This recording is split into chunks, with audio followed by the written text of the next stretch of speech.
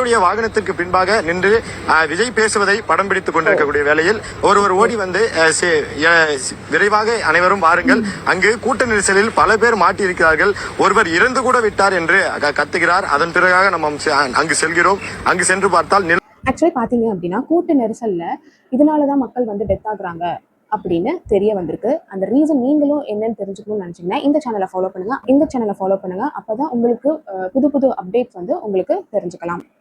அது என்ன ரீசன் பார்த்தீங்க அப்படின்னா கம்ப்ரஷன் அஸ்பிக்சியேஷன் அப்படின்னு மெடிக்கல் டேர்ம்ல சொல்லுவாங்க.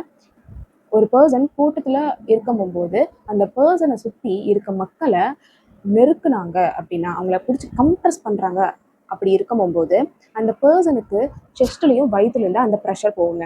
அப்படி அந்த ப்ரெஷர் வந்து அந்த செஸ்ட்டுக்கும் வயிற்றுக்கும் கொடுக்கும்போது உங்களால் 20 to 30 செகண்ட்ஸில் மூச்சு திணறல் ஆகும். அது மட்டும் இல்லாமல் 3 to 5 மினிட்ஸ்லேயே அந்த பேஷண்ட்டுக்கு, அதாவது அந்த பீப்புளுக்கு பிரெயின் டெத் ஆயிரும். அண்ட் ஆஃப்டர் 5 மினிட்ஸில் பார்த்தீங்க அப்படின்னா கண்டிப்பாக அவங்க இறந்துருவாங்க. ஸோ இதை தடுக்க நமக்கு என்னென்ன ரெமெடிஸ் இருக்குது அப்படின்னா, ஒரு கூட்டமாக இருக்கும்போது உங்களுக்கு மூச்சு திணறல் ஆகுது அப்படின்னா ஒரு ஃப்ரீ ஸ்பேஸ், அங்கே ஏதாச்சும் கூட்டமே இல்லாத இடத்துக்கு நீங்கள் உடனே போகணும். ஏன் டிலே பண்ணீங்க அப்படின்னா கண்டிப்பாக உங்களுக்கு பிரெயின் டேமேஜ் வருங்க. அதுக்கப்புறம் எமர்ஜென்சிக்கு நீங்கள் கால் பண்ணணும். அதுக்கப்புறம் பார்த்தீங்க அப்படின்னா அங்கே ஆக்சிஜன் மாஸ்க் அவைலபிளாக இருந்துச்சு அப்படின்னா கண்டிப்பாக அந்த பர்சன் அந்த மாஸ்க்கை போட்டிருக்கணும்.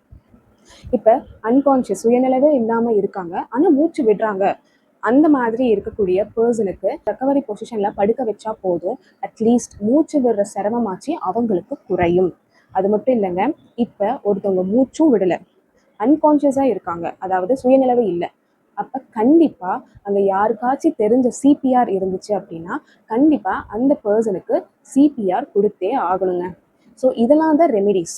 நான் சொன்ன ரெமெடிஸை நீங்கள் பார்த்து வச்சுக்கோங்க. அப்போ தான் நீங்கள் கூட்டத்தில் இருக்கும்போது இந்த மாதிரி யாருக்காச்சும் மூச்சு விட முடியல அப்படின்னா நீங்கள் போய் ஹெல்ப் பண்ணலாம். ஸோ இந்த இன்ஃபர்மேஷன் உங்களுக்கு யூஸ்ஃபுல்லாக இருக்கும்னு நினைக்கிறேன்.